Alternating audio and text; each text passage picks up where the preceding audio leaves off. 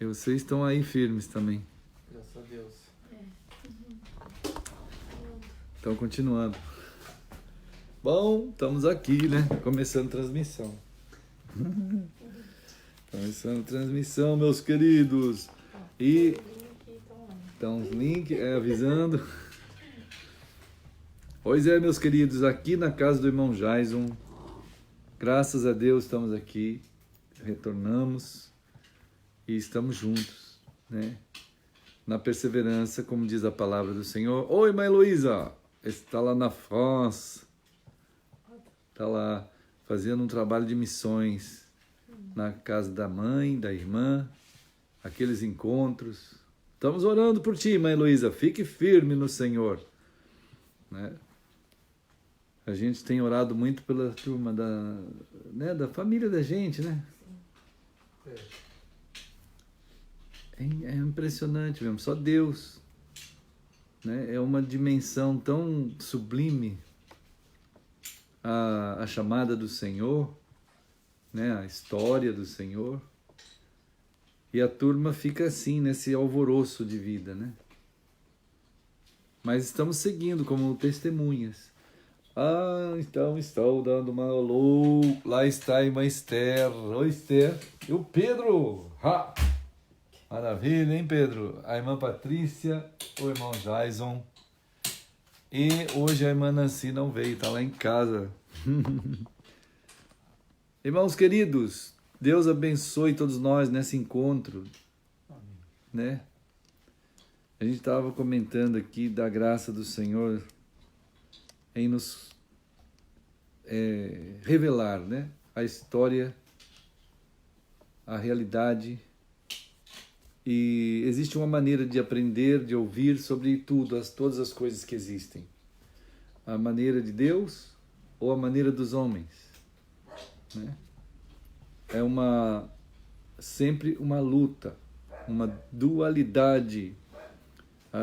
Qual vai ser a maneira que o ser humano vai escolher ouvir, né? Ele vai ouvir a história do universo, a história da história, a história da finalidade de tudo, então a escatologia de tudo. Ele vai ouvir o que Deus tem contado ou o que o homem tem contado, né? Então, a história que a gente ouve das coisas, infelizmente, é a história contada pelos homens. Os livros, os registros arqueológicos, né? Aquilo que os fósseis podem dizer, e nem sempre isso também é entendido direito. As interpretações sobre os cacos arqueológicos, as interpretações sobre os escritos antigos, as interpretações sobre os pedaços achados, né? Os pedaços encontrados, as interpretações sobre essas etapas, algumas delas cavadas e rebuscadas. Essas interpretações nem sempre são alinhadas com a verdade, né? Elas seguem interesses políticos, interesses religiosos, interesses de poderes, né? E, além disso, ainda tem o interesse maligno de querer ele se tornar o protagonista, né? Oi, querida Nancy, minha amada esposa está lá. Estamos aqui, viu? Ó, todo mundo falando oi pra ti aí, ó. Oi, Nancy. Pedro, Esther. Todo mundo tá aqui firme. Então, queridos, queremos pedir a Deus que nós possamos ter ouvidos para ouvir o que Ele tem a dizer, né? A gente tem orado muito pelos cristãos, para que eles possam querer. Olha, corações, Pedro. Olha lá, a Nancy está mandando corações. Ó, tum, tum, tum. Oh, lá na casa do André. Vocês viram a Samira fazendo corações? Nós mandamos corações. Eu falei, olha, o Pedro acabou ensinando. Maravilha, todo mundo está aprendendo, Pedro. Né? Tem sido... É uma graça mesmo de Deus quando você coloca a tua vida nas mãos do Senhor para ouvir o que Ele conta sobre nós, o que Ele conta sobre a vida, sobre a finalidade, a escatologia, sobre tudo, né? E queremos que Deus seja sempre o Senhor, aquele professor, aquele condutor, o pastor, que leva a gente como Ele quer, né? Isso é bênção para as pessoas, para todos nós que carecemos demais desse amor de Deus. Fomos criados para amar Deus, fomos criados para amar o próximo, fomos criados por Deus que é amor para receber amor, né? Receber o amor de Deus e receber o amor do próximo, movido tudo por Deus. Essa é uma realidade não contada pelos historiadores humanos, né?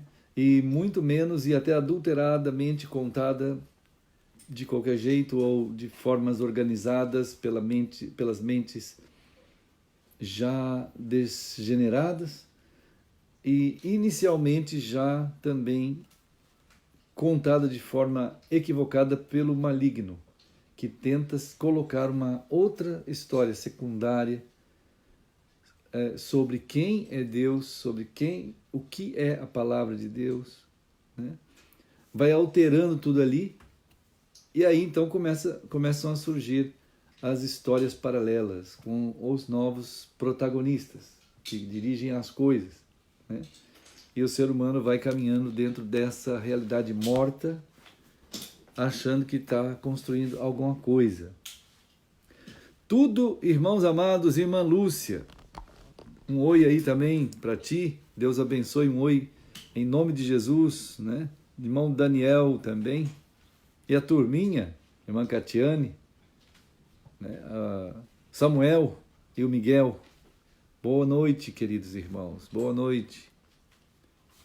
Nós estamos orando aqui ao Senhor que Ele nos abençoe, de modo a que possamos, nos ouvidos que o Espírito Santo construiu em nós possamos dar ouvidos ao próprio Espírito Santo, seguindo a mesma palavra de Jesus, quando Ele diz assim: e nós o amamos porque Ele nos amou primeiro. Quer dizer, então Ele nos deu ao amor dele, que é Ele mesmo, né? E ao mesmo tempo o Espírito nos dá o ouvido, que Ele faça acontecer em nós a graça de eu poder ouvi-lo, de receber a revelação, e então andar conforme aquela palavra, né? Como se anda com o amor. O amor é uma pessoa, né? Falamos outro dia assim, ninguém tem muita dificuldade em entender que o amor é uma pessoa, porque muita gente chama o outro de amor, né? Normalmente a gente chama a esposa de amor, o marido de amor. Não é? Acho que todos os que amam já fizeram isso algum dia, né? E então significa que você vê naquela pessoa o amor. Ele é, na verdade, ele é o teu amor. Ela é o teu amor. De fato, João diz que Deus é amor. E quando diz Ele nos ama, é que Ele e nós, Ele está de fato se entregando a nós, né? E toda essa batalha que a gente passa dentro desse tempo, espaço e história, ela toma essa dramaticidade toda por causa do pecado, por causa dessas adulterações todas. E a gente vê aqui em Gênesis capítulo 3, vamos dizer assim, Gênesis 3, o esforço imenso de substituir Deus por outro protagonista da história, das histórias contadas, das teologias, das políticas, das ciências, das religiões. Então há um esforço muito grande, e aqui no capítulo 3 de Gênesis, versículo 5, a gente tem, vamos dizer, a revelação da frase que revela isso. Olha assim, ó. Diz aqui no versículo 5, no meio do versículo, a expressão é assim, ó. Como Deus sereis. Algumas versões dizem assim, sereis como Deus. Né? Então, esse tipo de situação proposta pelo diabo, ele trabalha no coração do ser humano a direção de que ele, ser humano, pode ser o protagonista principal da história. Você pode escrever a história do jeito que você quiser. Você pode conduzir a política do jeito que você quiser. Você pode conduzir a ciência. Você pode conduzir a questão espiritual, criando crenças diversas. Você pode construir algo em que você será o próprio Deus de todas as coisas. Você será o Deus de todas as coisas. Você poderá falar o que você quiser. E ele talvez seduzido pela sua mente, aproveitando do dom que Deus havia dado ao ser humano mesmo de poder lidar com as coisas, de dominar sobre as coisas, mas sempre sob a direção da palavra de Deus. Isso é assim. Você tem o dom de dominar, de dirigir, de fazer, mas você não é Deus. Você precisa viver nessa relação amorosa com Deus e ouvir dele a orientação, a direção, o que vai acontecer na história mesmo, o que de fato vai acontecer, o que de fato é a estrada, até onde ela vai, o que ela percorre, o que acontece, até onde ela chega, né? Tudo isso está revelado pelo Senhor. Mas se você for alcançado na sua mente, você vai poder mudar, né? Você vai poder fazer aquilo que você acha. Na verdade, o diabo não disse assim, vocês serão contra Deus. Não, vocês mesmos serão Deus. Né? Vocês imaginem que vocês podem lidar com as coisas. Mas é mesmo. Nós temos inteligência. Nós temos habilidades de aprendizados. Nós podemos construir coisas. Né? Então, a gente chega aqui em Gênesis no capítulo, não muito depois, porque aqui vai contando as situações em que isso se tornou mesmo, real. E nessas épocas iniciais, irmãos, talvez a obra que mais tenha se tornado ícone dessa condição do ser humano querer se tornar ele mesmo Deus, é no capítulo... deixa eu ver aqui. A gente tem aqui no capítulo Gênesis... onde que está? 11. Gênesis capítulo 11. A gente tem a construção de uma torre. Isso é um ícone da humanidade já degenerada, né? Gênesis capítulo 11. Todo mundo conhece essa torre, né?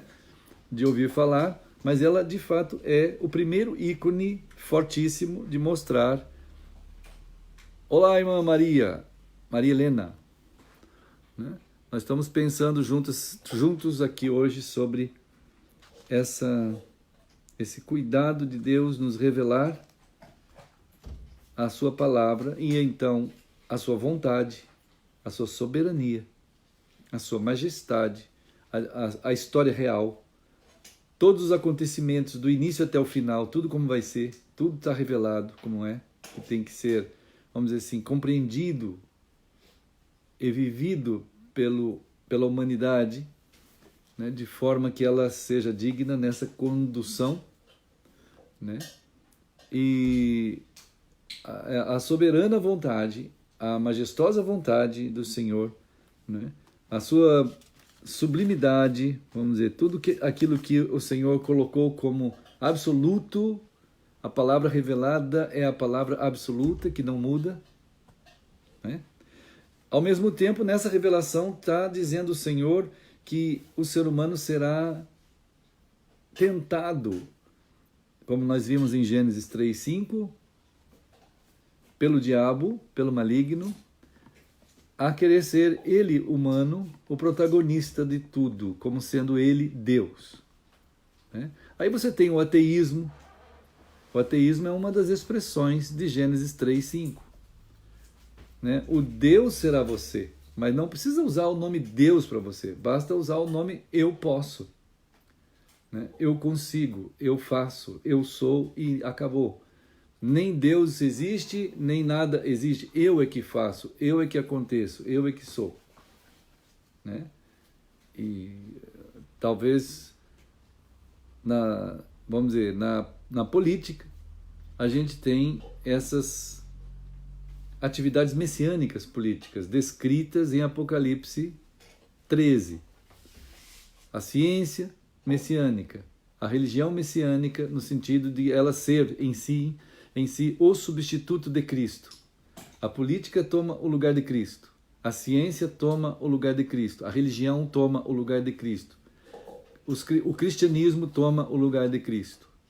As igrejas tomam o lugar de Cristo.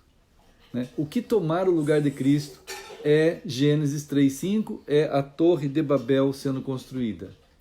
Gênesis 11, agora, depois de 3:5, a gente chega em Gênesis 11, que a gente tem o primeiro momento em que a humanidade acreditou mesmo ser Deus. Que ela poderia chegar ao pináculo da sua existência, dizendo, de fato, chegamos ao céu. E podemos desbancar Deus, mostrando que somos Deus também. Fazer tudo e determinar tudo como tem que ser, né? Basta, então, toda essa atividade humana que tenta alcançar o céu, né, e apontar para o alto como se fosse uma afronta, né, que ele é que é capaz, eu é que sou o que sou, né? Então encontra aqui na Torre de Babel um ícone. Depois tem outros ícones, como a gente já falou, né? A política, quando ela toma a configuração de promessas messiânicas, né? Isto é, o povo passa a acreditar na política como se ela fosse a solução do problema do país, da cidade, do bairro, de qualquer coisa, né? de uma nação, do mundo até. Como se a política fosse de fato ser a autossuficiente e todo-poderosa, onipotente, onipresente, onisciente, né? Quem tem essa tendência muito forte no âmbito político atual é o marxismo, né? O marxismo, que é o socialismo marxista, o socialismo nazista, o socialismo fascista, que depois se tornaram, como sempre, isso é bem próprio do sistema maligno, é a alteração de nomenclaturas para continuar aquele processo do engano, porque facilmente a mentira, como diz aí o ditado popular, tem perna curta. E como disse um tecnólogo, uma pessoa da tecnologia, hoje a mentira nem perna tem. Porque a gente sabe que a mentira é mentira assim, quase que na hora. Basta, claro, ter uma vontade de pesquisar um pouquinho, né? Quem quiser dar uma pesquisada um pouquinho, não tem a mentira, ela existe, mas ela é logo visível que aquilo está sendo uma mentira, né? Então, como acontece isso, é preciso mudar rapidamente os nomes.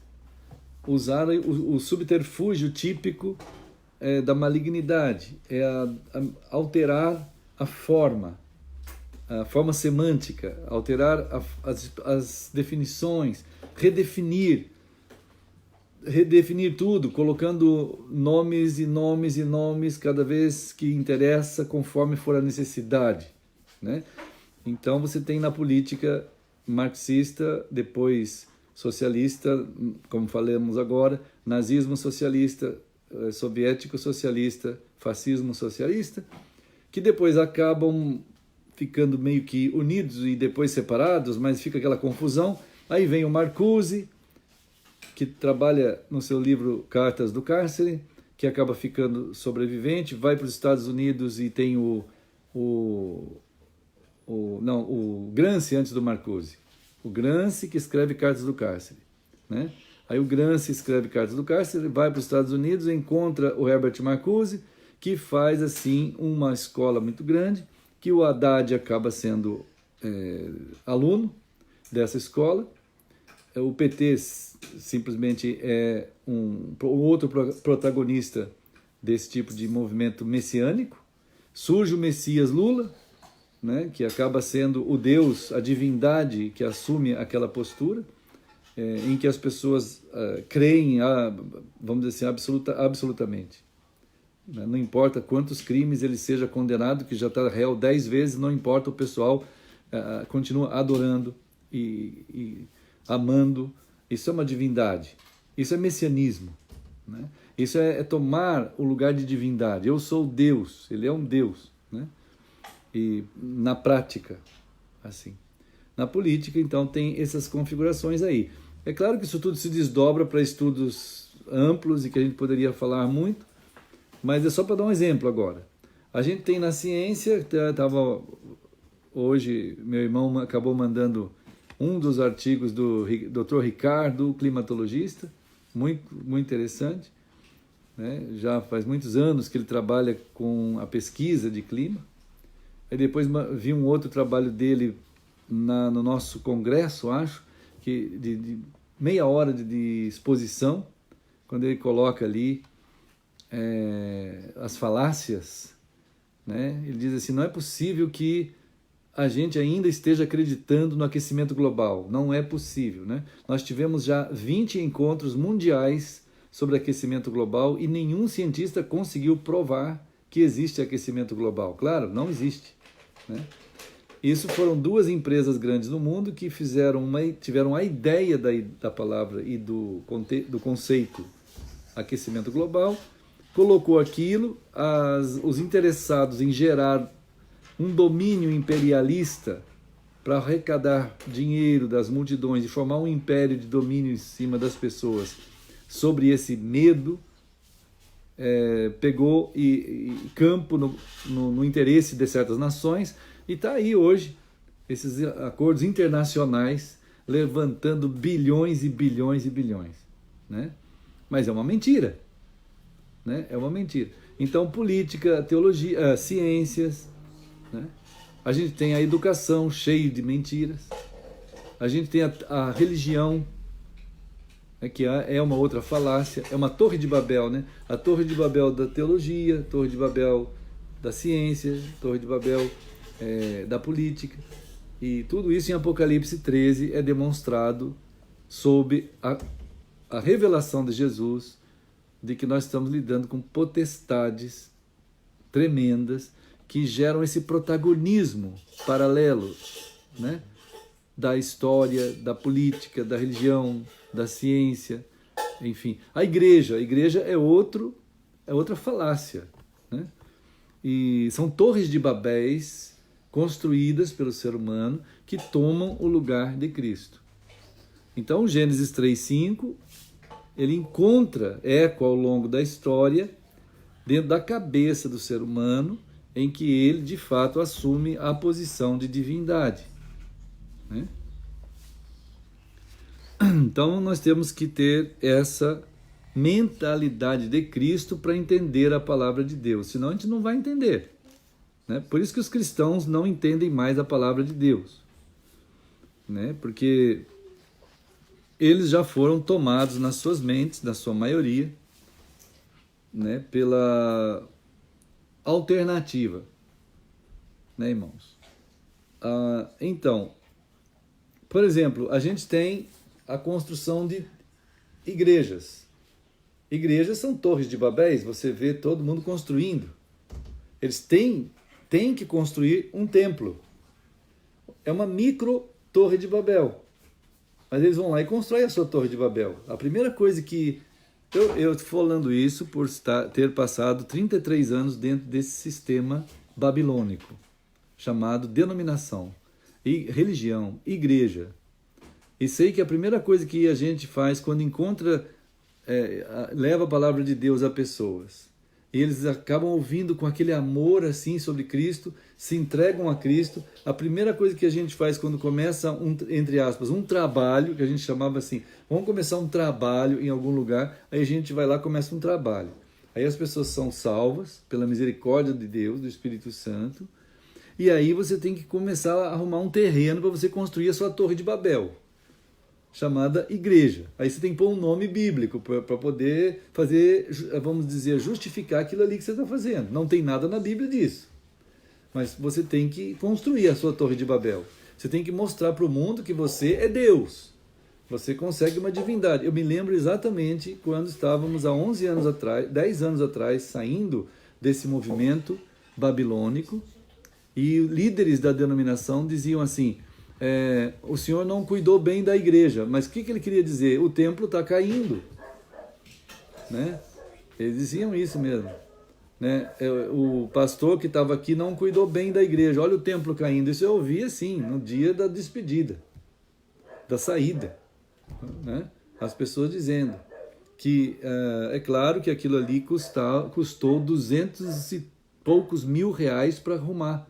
Nós éramos em 12, era difícil arrumar 200 e poucos mil reais para arrumar aquilo ali. Não foi fácil para depois eles conseguirem aquilo. Né? O templo que estava caindo, a Torre de Babel estava caindo. Os bombeiros disseram, não pode entrar aqui mais do que 100. Eu disse para o bombeiro, mas nós só somos 10. Né? Então fica tranquilo. Né? Não tinha como ficar tranquilo. O Senhor nos tirou, não desse sistema, nos levou para Ele. Né? Então, assim, a Torre de Babel já está no coração dos pastores, dos líderes, dos professores da teologia. Eles não conseguem deixar de querer construir Torre de Babel. Ou daí você constrói o templo e aí você vai fazer parte de uma outra Torre de Babel maior ainda, que é a denominação. E o pior de tudo é que ninguém vai para a Bíblia para ver se isso é bíblico ou não. Né? Isso é Gênesis 3:5 e Gênesis 11. Então, a progressão, vamos dizer assim, a progressão da história, né, a progressão do tempo, a progressão do espaço, tudo vai passando, vão mostrando isso, vão mostrando os domínios da humanidade, que ele passou a ser o protagonista e se afastou de Deus. E ele conta essa história nos livros, e o pessoal, quando lê a história, ele vai para a história que o próprio homem contou. Então, como que ele vai sair disso? Né? Como que alguém hoje que é cristão, ele vai querer ouvir a história de Deus e vai para os livros contados por aqueles que foram enganados? Ele não vai conseguir sair nunca. Ele não tem acesso à escritura de Deus, à palavra de Deus. E quando ele lê a Bíblia, ele lê com a mente que foi ressemantizada. Né? Houve um outro léxico paralelo que é explicado aos cristãos e que todas quase as palavras principais da Bíblia foram adulteradas. A palavra eclesia foi transformada em igreja. Né? Enfim, uma quantidade, todas, assim, sobre doutrinas todas, doutrinas bíblicas todas, né? Sobre o Espírito Santo, sobre Jesus, sobre céu, sobre inferno, sobre Apocalipse, tudo. Né? Então, tudo foi mudado, batismo, ceia. Os cristãos foram ressemantizados, eles foram reprogramados para ouvir aquelas palavras conforme a história contada pelos teólogos, pelos pastores, pelas escolas babilônicas, né? As escolas talmúdicas, entre aspas, já falamos sobre o Talmud aqui, né? Mas desde Gênesis 3:5, essa tentação do diabo é avisada pelo Senhor que ele vai ser, vamos dizer assim, chamado à exaltação de si mesmo. E é muito difícil, uma das coisas mais difíceis que existe, meus irmãos, é a gente conseguir conversar com um cristão, né? O cristão, ele não tem acesso ao coração dele. Ele ouve a palavra porque ele tem ouvidos, mas os ouvidos do Espírito tá fechado, né?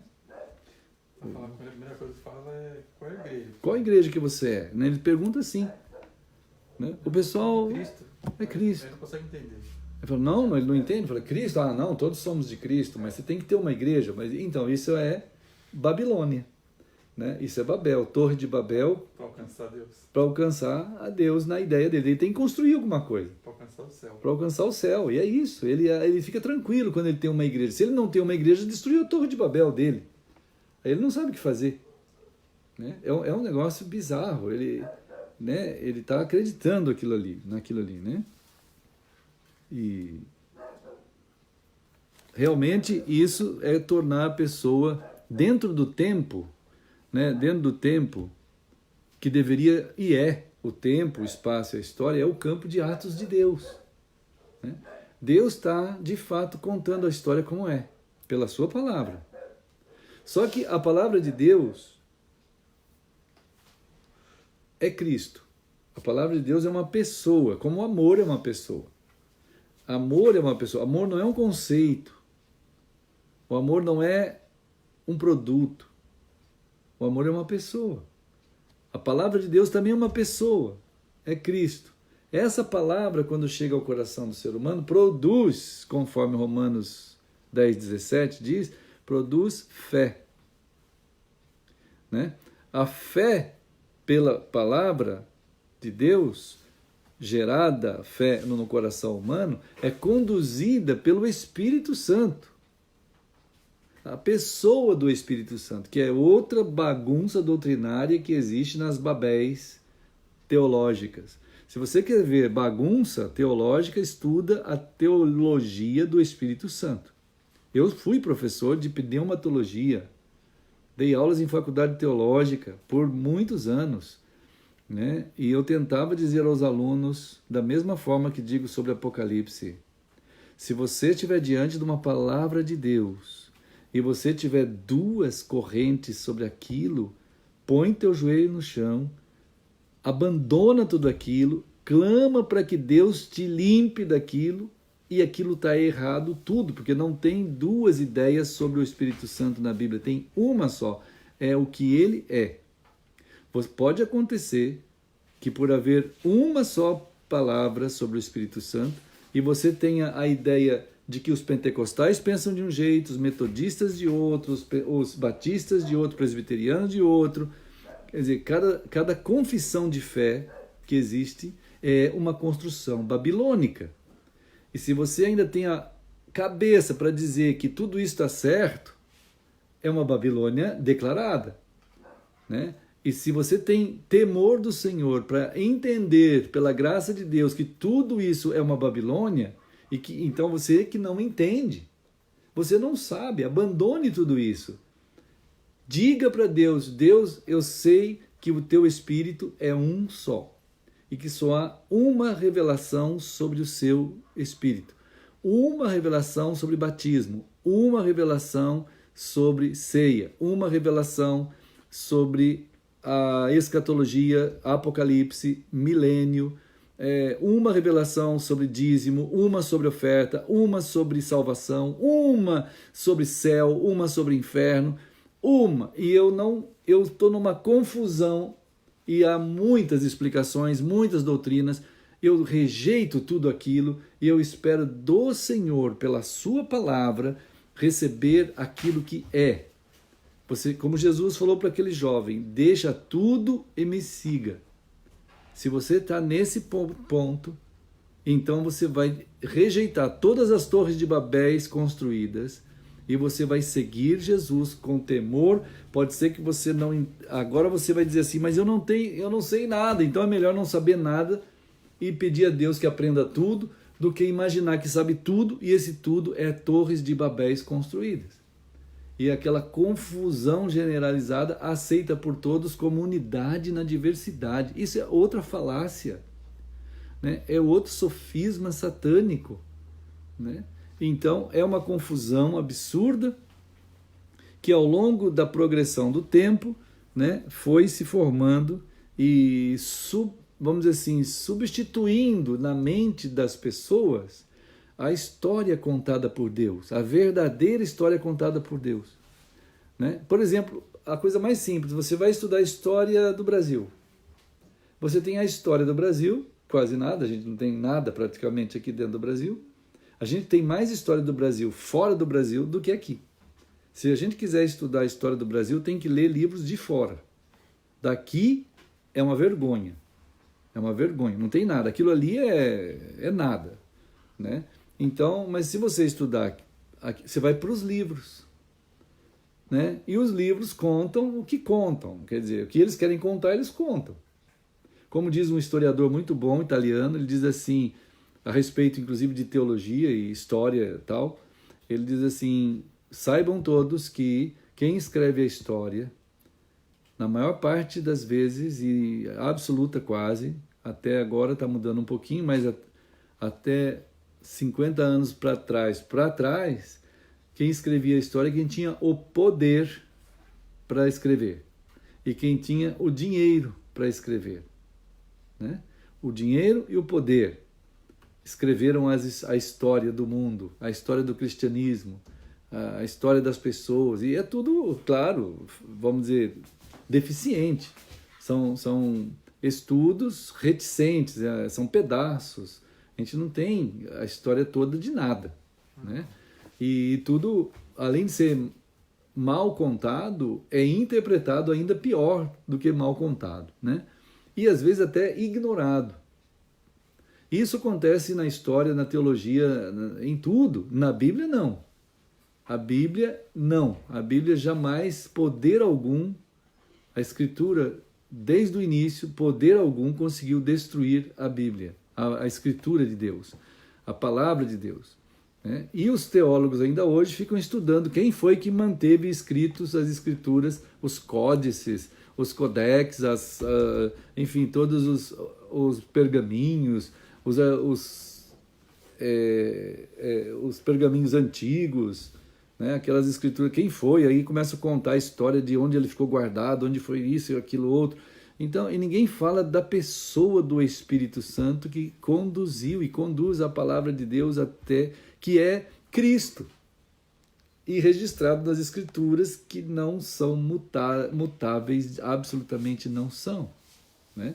Então, a gente está diante de duas situações: a história de Deus, contada sobre tudo, e a história paralela, que muda a divindade para a pessoa que está lendo, quer dizer, o autor é tirado, e a autoridade do autor não tem mais, passa a ser a autoridade do leitor, e daquele que agora está sendo guindado à posição de divindade protagonista.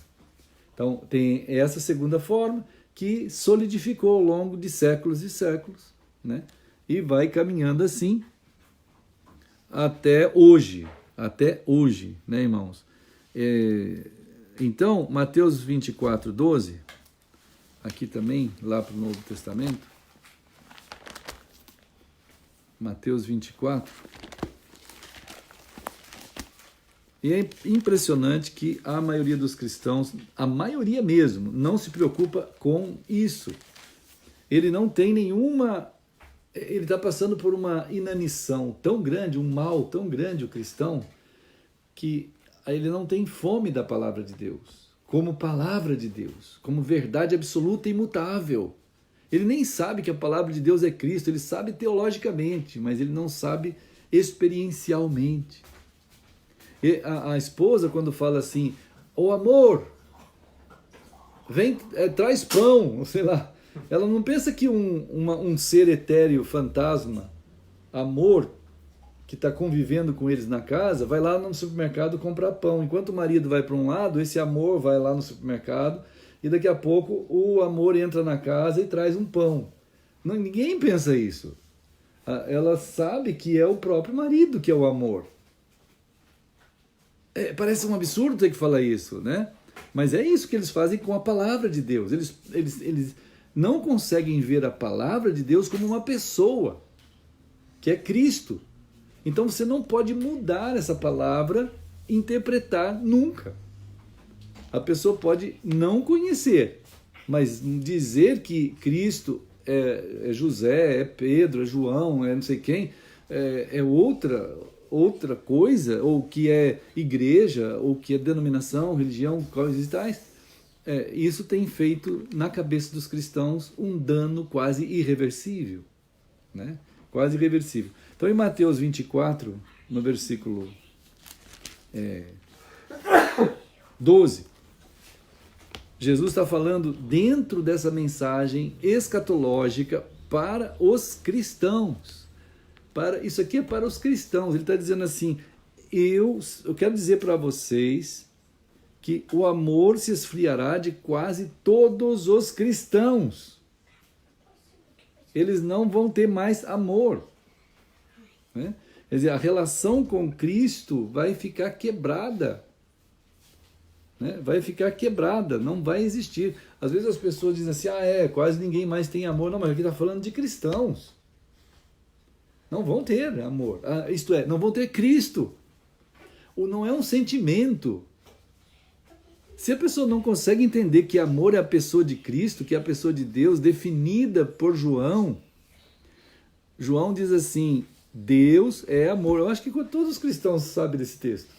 Mas quando ele lê esse aqui, ele não vê Deus aqui. Ele não está dizendo, ele está dizendo assim, Deus vai estar distante de todos os cristãos. Mas onde que isso está mais escrito? Apocalipse 3:20 e Apocalipse 2 e 3 inteiro. Por se multiplicar a iniquidade. Quer dizer, o que é a iniquidade? É anomia no grego, anomos. Quer dizer, nomos é palavra, é a lei de Deus. É fora, sem. Quer dizer, sem Cristo. A vida sem Cristo vai se multiplicar.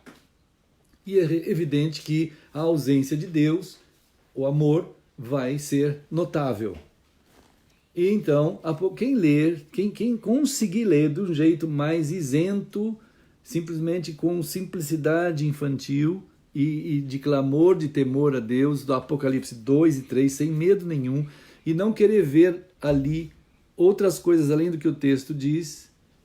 Não existe igreja naquele texto. Não pode ler igreja, tem que ser eclesia. Eclesia, para começar a não ser levado para a Babilônia. Você tem que entender que ali 7 cartas às eclesias de Deus que estão em todo o mundo. O que é isso? A carta perfeita de Deus que serve para todas as épocas. É a carta escatológica que serve para todo o tempo do fim, o milênio inteiro. Até o fim, até o dia de Cristo. Essa é a carta de Deus, perfeita, colocada, isto é, a palavra de Deus, é Cristo sendo colocado do jeito que é, né? E ali diz assim, o relato pacientemente observado é que você vai ver em todas as cartas a situação catastrófica dos cristãos, em que Cristo não está mais com eles. Apocalipse 3:20, que muitos cristãos, de forma inocente até, mas ignorante e sem critério nenhum, o texto é para crentes, é evangelização de crentes. O Espírito Santo está tentando evangelizar os crentes ali, né? Tanto é que ele sempre está falando, quem tem ouvidos, ouça. Quer dizer, aquele texto significa assim, a tradução correta, aqueles em quem o Espírito Santo construiu os ouvidos, ouçam o que o Espírito diz aos chamados, eclesia, aos chamados. Quem tem esses ouvidos construídos pelo Espírito, ouçam o que o Espírito está falando. Porque o Espírito traz a palavra de Deus. A palavra de Deus trazida pelo Espírito gera a semente que fecunda a alma, o ser que faz nascer a fé, né? O Espírito faz aquela coisa toda acontecer, a fé que Jesus diz aqui no versículo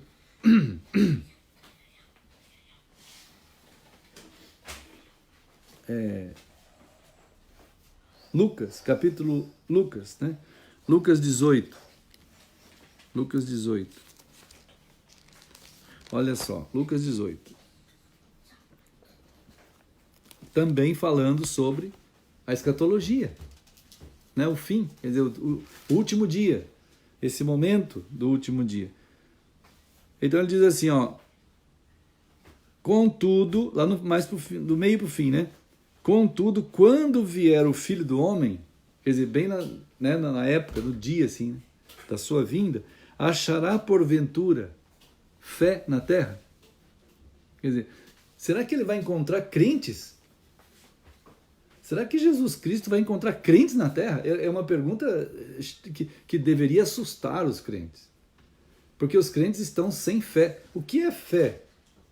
Parece um absurdo isso, né? Mas fé, pistis no grego, é o ato que o Espírito Santo faz gerar pela palavra que é Cristo, fazendo com que a pessoa não aceite torres de Babéis alguma, unicamente Cristo.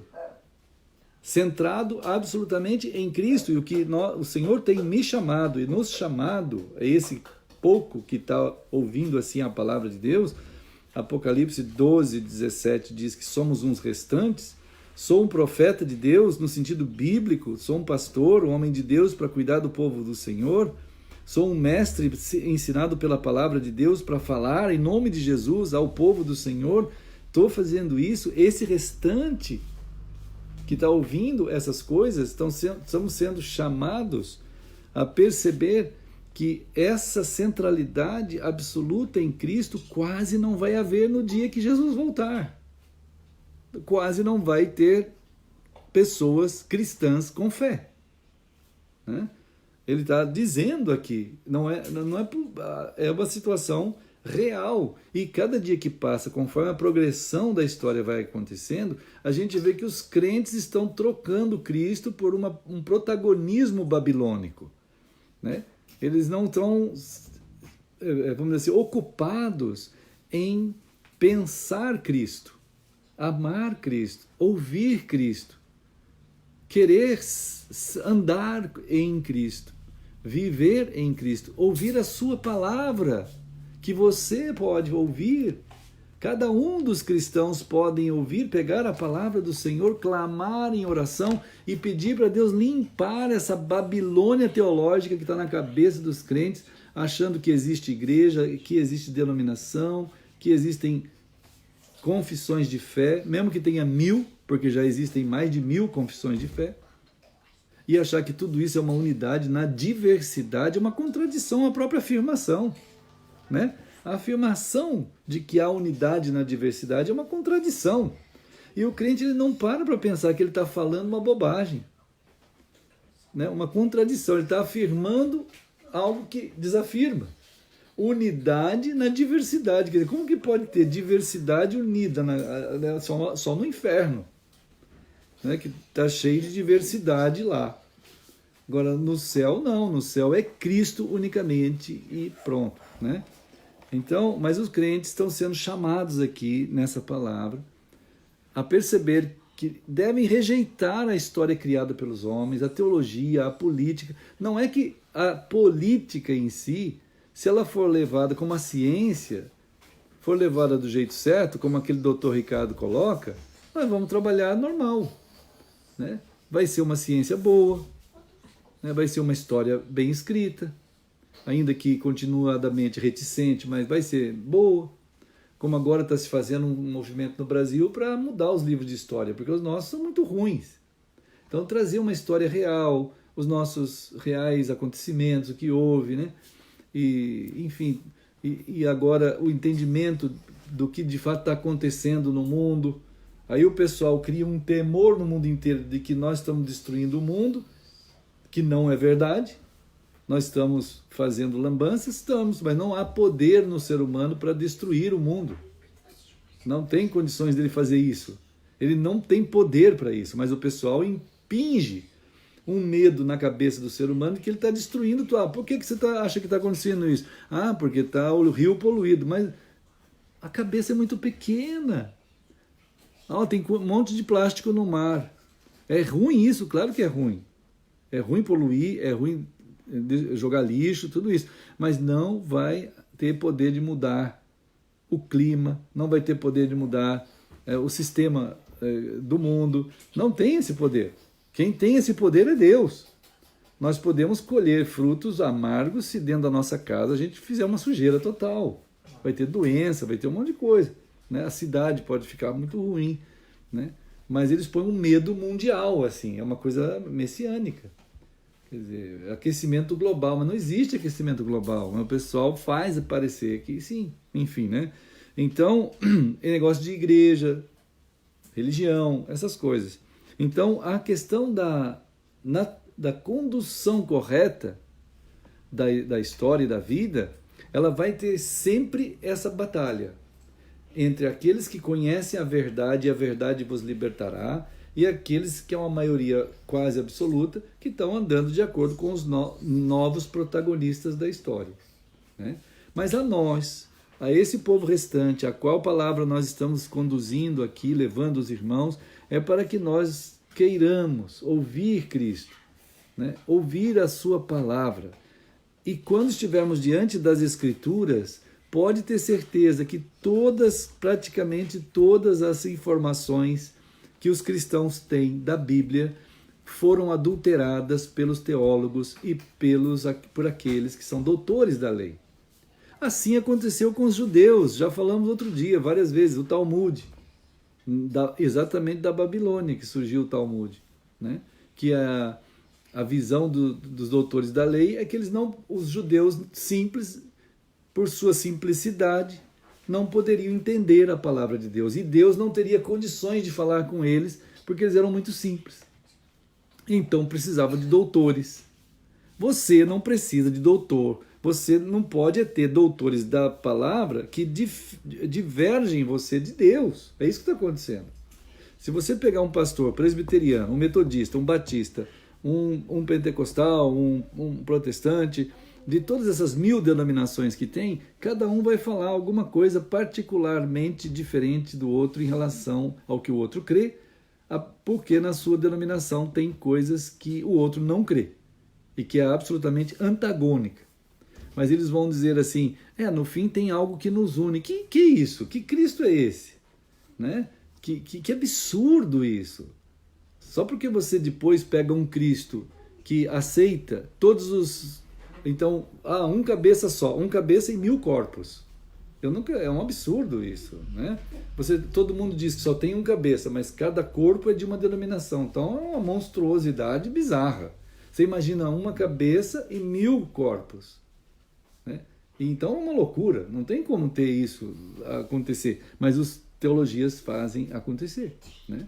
E os cristãos nem perguntam sobre isso, porque é tão monstruoso que ele nem quer perguntar. Ele fala, eu não vou perguntar nada, eu só vou continuar vivendo aí o que ele acha que é viver em Cristo. Que ele nem sabe o que é viver em Cristo, ele sabe o que é viver um desses corpos, desse monstro maluco, chamado denominações, cristianismo. E ele não consegue ter uma relação como deveria ter no Senhor, né? E daí é evidente que Jesus tem que perguntar isso, será que eu vou achar fé na terra? Não vai, quase não, né? Vai ter os restantes, né? Mas o pessoal lê isso aqui e nem dá bola. Os cristãos leem isso aqui, é legal, essa leitura aqui, legal. Não vai ter fé mesmo, a maioria das pessoas está morta. Mas não está falando das outras pessoas, está falando dos crentes. A palavra de Deus é para os crentes, Apocalipse é para os crentes, é para evangelizar crente que não quer saber de Cristo mais, né? Então, irmãos, e tem outra coisa agora para concluir, né? Que aí você finalmente fala, bom, então tá, eu vou para a palavra. Já falamos que toda a palavra foi adulterada na explanação. Mas aí o cristão fala assim, bom, então eu vou ver o que significa de fato cada palavra. Então ele começa a perguntar, pouquíssimas pessoas estão de fato com temor suficiente para dizer o que está errado e o que é certo na palavra, né? Mas em nome de Jesus queremos ajudar. Em nome de Cristo, a palavra é o que ela é e não muda, né? Agora, tenha coragem de perguntar. Aí finalmente chega em Apocalipse. Quando chega em Apocalipse, irmãos, o crente fica apavorado, porque ele não sabe nada daquilo ali. É diferente hoje do dia de Jesus. Por exemplo, hoje é um tipo de tempo em que as nossas mentes são lógicas, são racionais. Nós fomos a progressão do tempo trouxe a mentalidade das pessoas, foi tirando o imaginário das pessoas. Se você conversar hoje com qualquer povo que seja meio descendente ali dos semitas, o modo deles conversar é muito rico. A riqueza imaginária é muito grande. Quem trabalhou muito essa vamos dizer, recondução ao imaginário do cristão é o C.S. Lewis. C.S. Lewis ele orava, ele clamava, ele queria reconduzir a mente dos cristãos de volta ao imaginário, a mentalidades imaginárias que foram destruídas. O cristão ele foi absolutamente helenizado, absolutamente mistificado na mística e não no imaginário, e no modo legal do grego, do judeu e do romano. Ele perdeu o imaginário bíblico, ele perdeu o imaginário de altitude, de sublimidade, ele não tem como pensar nisso. Hoje, bom, então é necessário entender que há uma distância. O cristão do tempo do Apocalipse, do tempo de Jesus, ele compreendia toda essa linguagem apocalíptica de forma igual assim, A, B, C. Era muito simples para eles aquilo ali.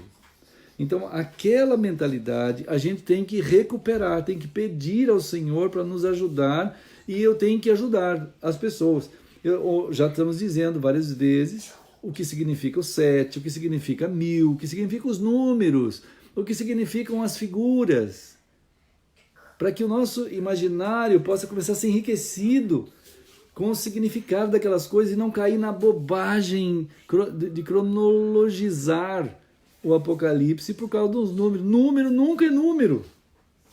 Os símbolos ali, os bichos, nunca são os bichos. Tem que ter esse imaginário funcionando, para você olhar e ver aquilo que é.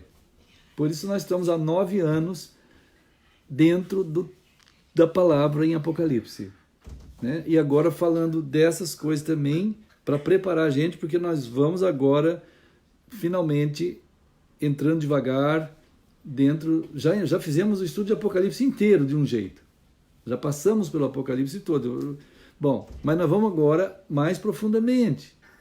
Em nome de Jesus, queremos que o Espírito Santo nos revele, não só estudemos, né? Não é um estudo de fato, é um estar diante da palavra de Deus, que é Cristo, cuja palavra já está pronta e vai até o último dia assim, não pode ser mudada. Né? Então a mente semita foi substituída com o tempo pela maneira direta e racional de pensar. Hoje todo mundo parece uma calculadora. Ninguém tem e acha que é bom. Tem gente que é assim, ele consegue calcular tudo, né? E acha que é bom. Não consegue imaginar mais nada. Qualquer pessoa que imagina não vale nada. É um sonhador, é um tolo, não sei o quê. E vira... Aí então o que acontece? Aí vem o PT e fala e faz a cabeça dos homens com o que o Lula chamou de utopia. E as pessoas sem imaginário rico caem na utopia de um homem bestial, né? Como também na religião. Os cristãos não tendo o imaginário rico da mentalidade de Cristo, ele cai no conto dos vigários e das Babilônias e das religiões e das teologias, acreditando que toda essa parafernália é uma unidade, né? Então é uma luta.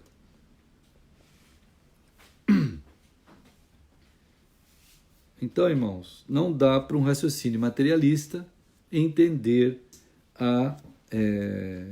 e nem ter conexão com a linguagem profética. Né? A mente materialista não vai conseguir nunca. Tem gente que foi formado em mente materialista, calculista, ele perdeu qualquer raciocínio de amplitude, de supra-raciocínio. Né? Então,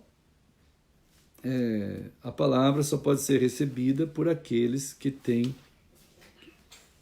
essa visão nessa dimensão, essa condição de mente nessa dimensão. Que horas são mesmo, irmão Jair? 8h10. 8h10. Então, para concluir, irmãos queridos, nosso pensamento de hoje juntos, eu quero ler 1 Coríntios 2. 1 Coríntios 2. Estamos seguindo juntos, procurando incentivar os irmãos a irem para a palavra de Deus, estarem diante da palavra de Deus, não como Bíblia, não como estudo bíblico, mas como aconteceu com Natanael debaixo da figueira, ficando ali, exposto à palavra do Senhor, não lendo a Bíblia, mas pedindo que Deus leia você, quando você estiver abrindo o que a gente olha parece um livro, mas que a palavra de Deus, que é Cristo, venha até você naquelas palavras e fale contigo. E você precisa desse alimento. Jesus revelou isso para nós, né? O pai, a mãe, a criança, o adolescente, nós precisamos de Cristo. Né? Apocalipse 2 diz assim, 1 Coríntios 2 diz assim, versículo 12. Ora, nós não temos recebido o espírito do mundo, que é esse espírito linear, né? Esse espírito unicamente de raciocínios lógicos e humanos. E sim o espírito que vem de Deus, para que conheçamos o que por Deus foi dado gratuitamente. Olha que bênção. O espírito que vem de Deus, para que conheçamos o que de Deus foi dado gratuitamente. Então a gente só pode conhecer pelo Espírito de Deus. Disto também falamos, não em palavras ensinadas pela sabedoria humana. Então, mas ensinadas pelo Espírito. Quer dizer, nós falamos as palavras, em nome de Jesus, as palavras ensinadas pelo Espírito, para que encontre pessoas também com o Espírito, e que ele fale também a ti, né? Conferindo coisas espirituais com espirituais. Não tem paralelo na Terra. Não há teologia suficiente. Não existe a possibilidade da teologia fazer nada disso, né? Dos encontros de estudo bíblico, das igrejas fazendo aquelas devocionais, né? E dos encontros de acampamentos, mas não tem nada disso na Escritura. O pessoal já vai, assim, parece que existe isso daí na Escritura, né? Por que eles fazem assembleia? Por que eles fazem sessões? Por que fazem eleições? Não tem nada disso na Escritura, mas todo mundo faz, parece que tem, né? Eles não têm o mínimo de critério de Atos 17:11 para examinar as palavras de Deus, a palavra do Senhor Cristo, para ver se aquilo é assim. Porque se ele for examinar, ele vai ver que não é. E aí o que ele vai fazer? Nada. Eu falei já com alunos, agora não dou mais aula em faculdade, né? Falava com os alunos, eu falava para eles nas livrarias evangélicas. Quantas vezes eu chegava, professor, vamos aprender mais com o senhor. Eu falei, que triste isso. Que triste isso. Né? Porque eu jamais queria estar aqui para falar alguma coisa para vocês aprenderem. Eu quero que vocês vivam isso. Queria muito, como Paulo falou para Agripa, poxa vida, ou por muito ou por pouco, eu queria que você fosse em Cristo. Mas eles não vão. Eu falei, sabe por que vocês não vão? Vai ver no domingo onde vocês vão estar. Vocês vão estar tudo caminhando, como aqueles atrás do flautista de Hamelin, indo tudo atrás, onde tem que ir, a mente de vocês já está trabalhada babilonicamente, vocês vão tudo lá. Não conseguem ver Cristo como Cristo é, né? Então, eis que estou à porta e bato, se alguém ouvir a minha voz, né?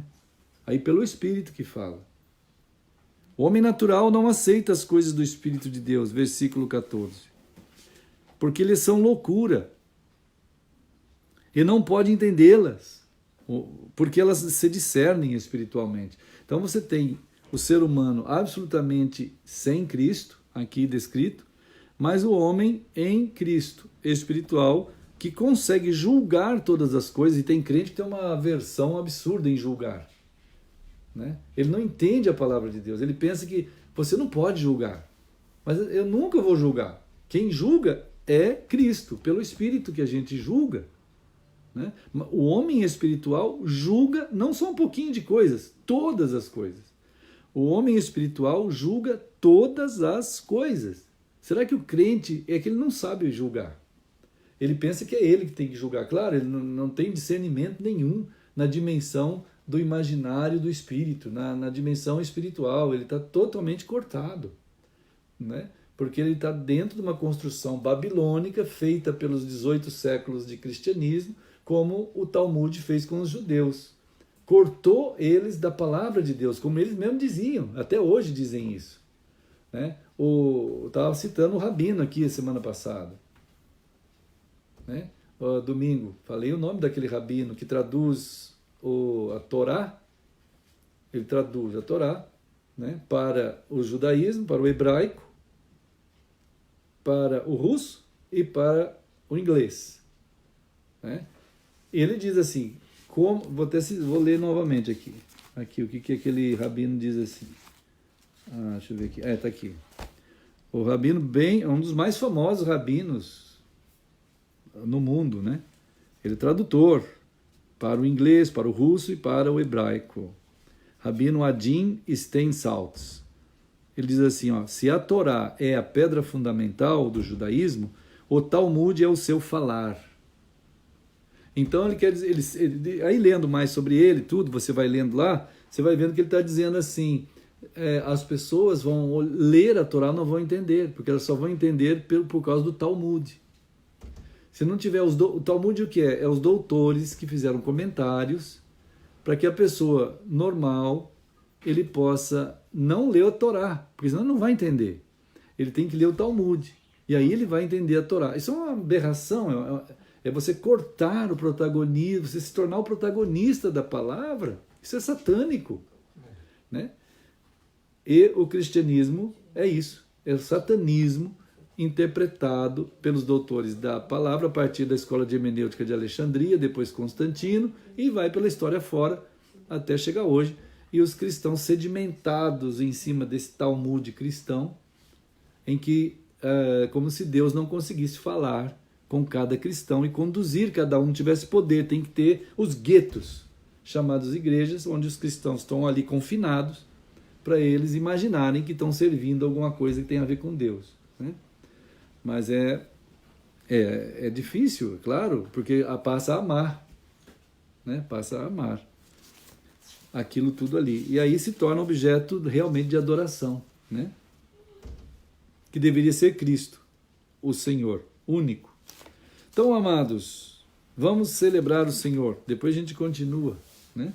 Em nome de Jesus. Vamos celebrar a palavra de Deus, é a decisão, a vontade, o senhorio, a soberania, a majestade do Senhor, e não pode ser mudada. Ela é para todas as épocas. Para todas as épocas.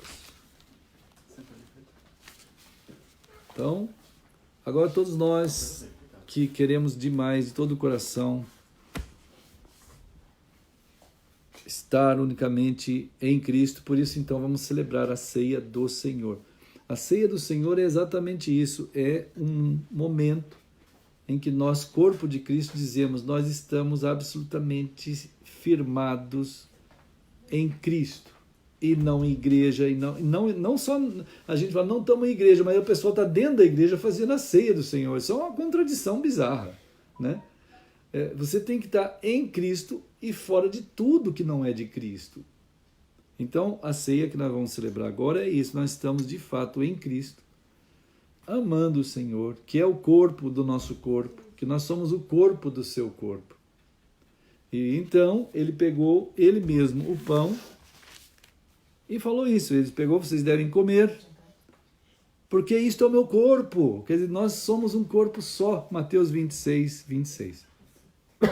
Como Jesus ensinou, vamos fazer, meus amados irmãos.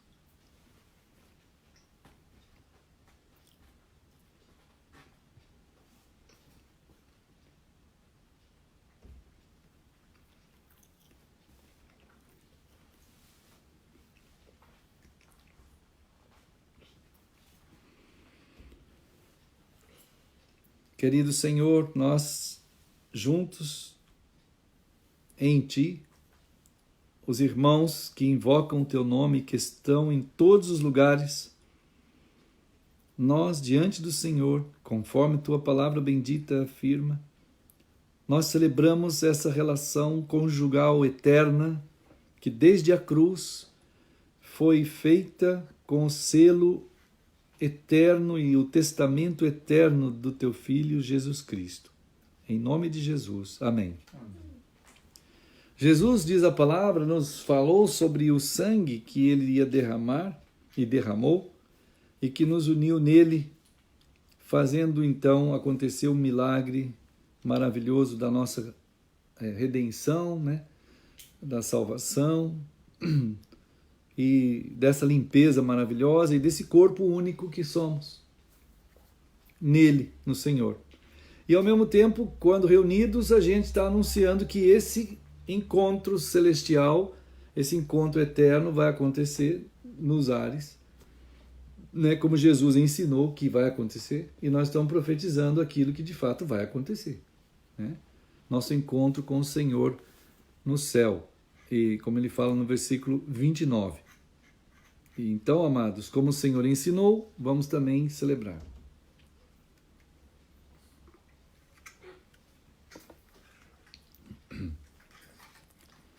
Querido Senhor, eis o teu povo, conforme tua presença, tua palavra, tua graça, tu nos deste a preciosa bênção de celebrar o Senhor.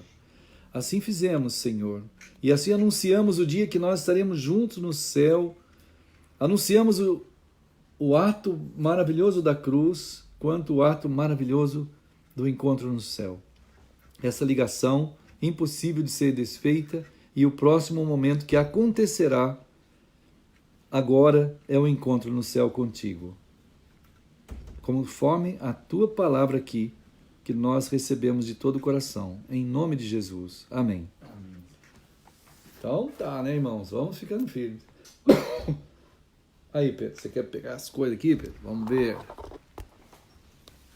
Pois é, meus irmãos, lá vem o Pedro, na sua força.